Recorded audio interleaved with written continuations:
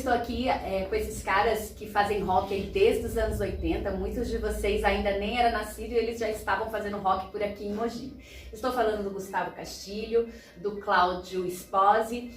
Hoje eles fazem parte da banda Mombach, juntamente com o Rafael Rocaz, ele que é guitarrista, baixo e vocal, e o baterista. Sejam muito bem-vindos à página Mogi & Roll. Obrigado. A Mombach, ela é um projeto, né, seu e do seu filho. Para quem não sabe, pai e filho eles tocam juntos. Isso é privilégio para poucos aí, né? Pai e filho tocarem juntos numa banda. E eu gostaria que o Rafael falasse um pouco sobre o projeto dessa nova banda, que é desde 2013. Não, desculpa, 17. Desde 2017, a banda Mombach, ela nasceu através desse projeto dos dois. Eu gostaria que você falasse um pouco. Bom, a gente, quando eu tava começando a aprender a tocar guitarra, isso há muitos anos atrás, meu pai tava sem banda e a gente tocava bastante juntos. Daí ele começou a fazer umas músicas e eu também, a gente começou a trabalhar juntos nessas músicas, mas a gente deixou elas guardadas na gaveta durante muitos anos. Depois a gente teve o Downback juntos e quando o Downback meio que saiu de cena, a gente resgatou essas músicas, começamos a tocar com o Cláudio, a princípio. Depois eu ainda me afastei um pouquinho, eles tiveram um outro guitarrista, né? E chegaram no nome Mombach nessa época, mais ou menos, né? Isso. Só que esse outro guitarrista acabou deixando a banda e eu tô com ele. Na verdade, eu cheguei a tocar junto com ele, a gente chegou a fazer com 2 guitarras, né? Uma época. Agora Mas estamos em trio. Ele optou por sair e a gente tá em trio agora. É uma proposta diferente, né? Porque as letras agora são em português, né? Sim, sim. E o nome Mombach também, qual que é a origem desse nome? Mombach, na verdade, é uma palavra tupi-guarani que quer dizer fazer despertar. Foi sugestão da minha esposa, que é ligada a xamanismo e tal, porque a princípio a gente queria um nome em português, por ter as letras em português. Mas não chegamos num consenso, então acho que isso caiu bem, porque de certa forma tem uma raiz, né, aqui no Brasil e tal, e tem muito a ver também com as letras, com a mensagem. Quem que compõe as letras as músicas, o arranjo? Eu componho a maioria das letras, mas nesse CD que a gente está gravando tem também letras do Rafael. Eu comecei a fazer as músicas, o Rafael começou a fazer depois na sequência e as outras vieram tudo junto. A gente apresenta o conceito para o Cláudio coloca a bateria. As primeiras músicas ele me apresentou, a gente trabalhou juntos. Depois eu apresentei algumas, a gente trabalhou juntos. E as últimas foi todo mundo junto. Foi fluindo. Legal. Lá em 2013, o Gustavo, ele tocava baixo e cantava na banda Downback, né? Como que foi essa transição? Porque o Downback era uma banda, um metal mais pesado, né? E aí, de repente, vem a Mombach, uma proposta diferente, letras em português, um som que não sei se classifica como hard rock, mas acho que é uma mistura, né? Então, eu queria que vocês falassem, né, no caso, falasse essa transição, como é que foi?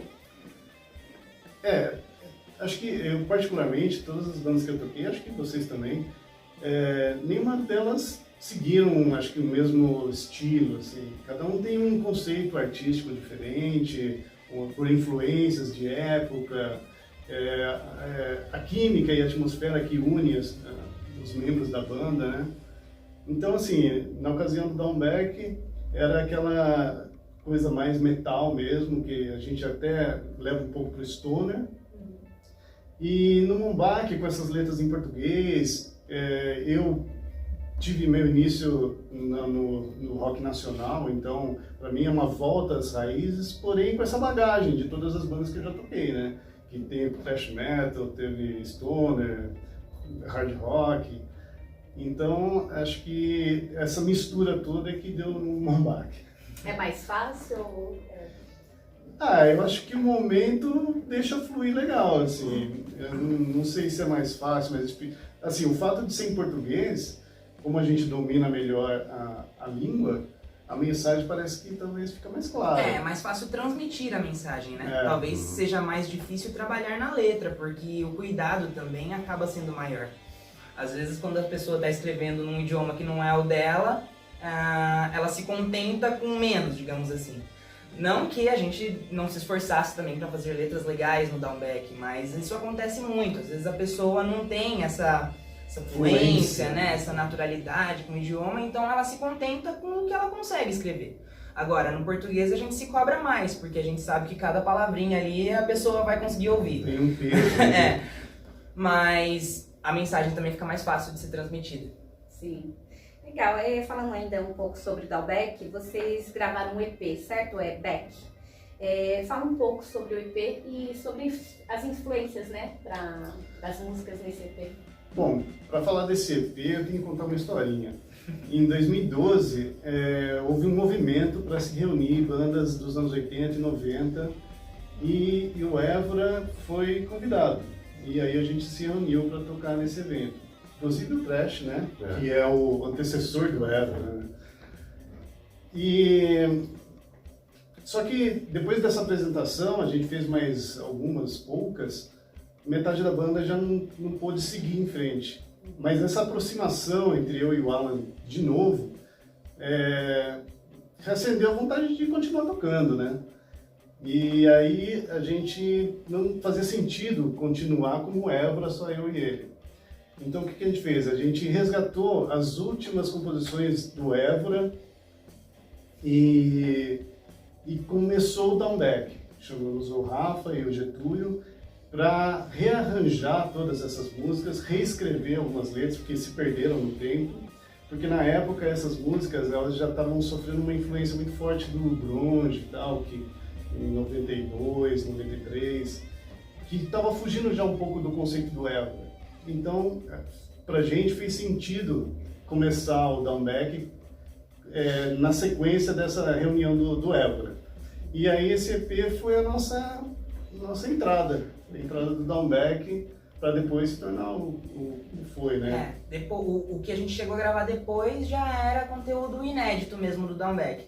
Mas essas músicas também tem aquela... A gente ter tido essa liberdade para trabalhar nelas e tal, também se deve ao fato delas não terem sido registradas na época do Évora, né? A gente tinha mais ou menos os esqueletos das músicas, então a gente pôde trabalhar bastante coisa em cima, assim, dar uma cara nova. A gente criar uma identidade. Sim, com certeza. São quantas músicas nesse EP?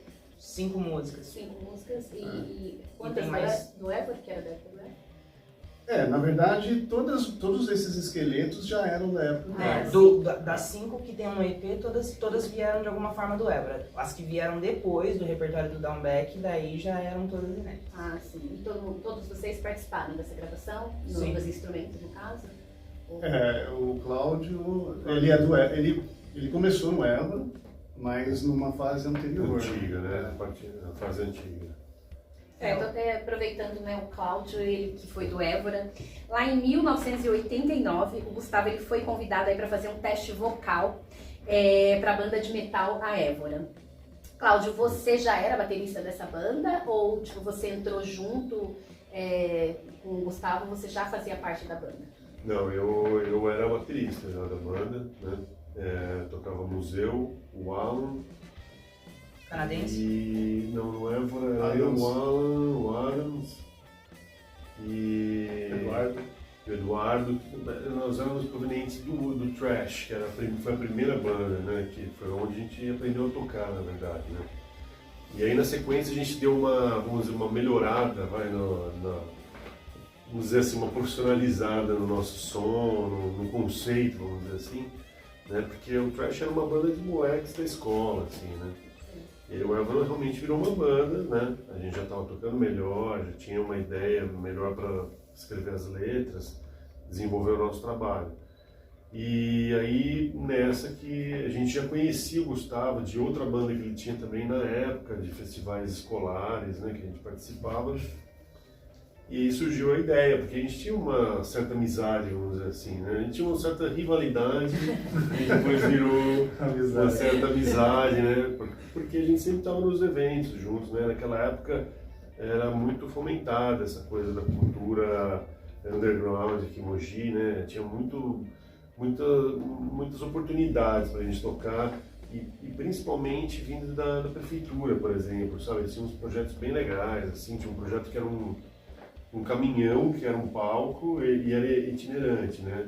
Rock and Roll, então era o Rock and Roll, E aí eles agendavam as bandas, tal, cada fim de semana era num bairro, no centro e tal, e a gente chegou a tocar uma ou duas vezes nesse caminhão, né?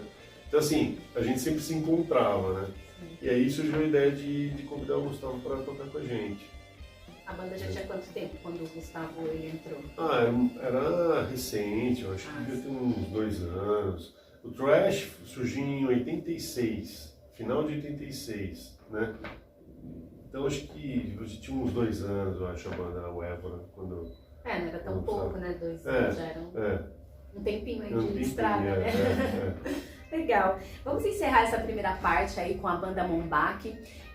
Fica ligado que logo a gente posta a segunda parte. Até mais.